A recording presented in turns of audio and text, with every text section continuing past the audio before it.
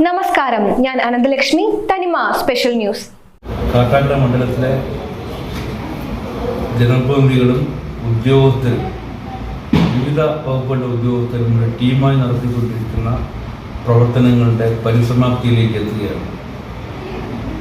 May 10 രണ്ടാം ശനിയാഴ്ച നാളെ വൈകുന്നേരം 4:30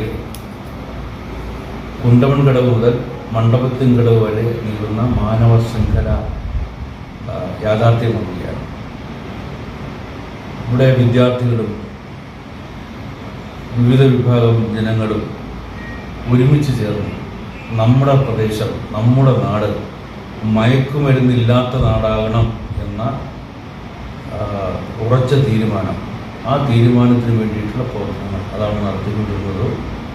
ആ പ്രവർത്തനങ്ങളിൽ പങ്കാളികളായ എല്ലാവരും നാളെ എല്ലാ കുടുംബങ്ങളിൽ നിന്നും ജനങ്ങൾ മാനവ ശൃംഖലയിൽ പങ്കുചേരണം എന്ന് ഞങ്ങൾ വളരെ സ്നേഹത്തോടെ അഭ്യർത്ഥിക്കുകയാണ്.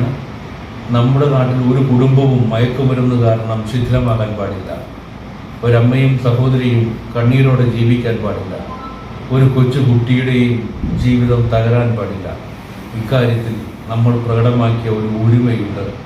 കക്ഷിരാഷ്ട്രീയമോ മറ്റേതെങ്കിലും ഭേദചിന്തയോ നമ്മെ പിന്തിരിപ്പിച്ചിട്ടില്ല. ഈ പ്രവർത്തനത്തിൽ മറ്റെല്ലാ പരിഗണനകളും മാറ്റിവെച്ച് മയക്കുമരുന്നിനെതിരായി നമ്മൾ ഒരുമിക്കുക, നാട് ഒരുമിക്കുക എന്ന സന്ദേശം ഏറ്റെടുത്തുകൊണ്ട് ആ മാനവ ശൃംഖലയിൽ കണ്ണികളാകാൻ എല്ലാവരും തയ്യാറാകണം എന്ന് വളരെ സ്നേഹത്തോടെ അഭ്യർത്ഥിക്കുന്നു.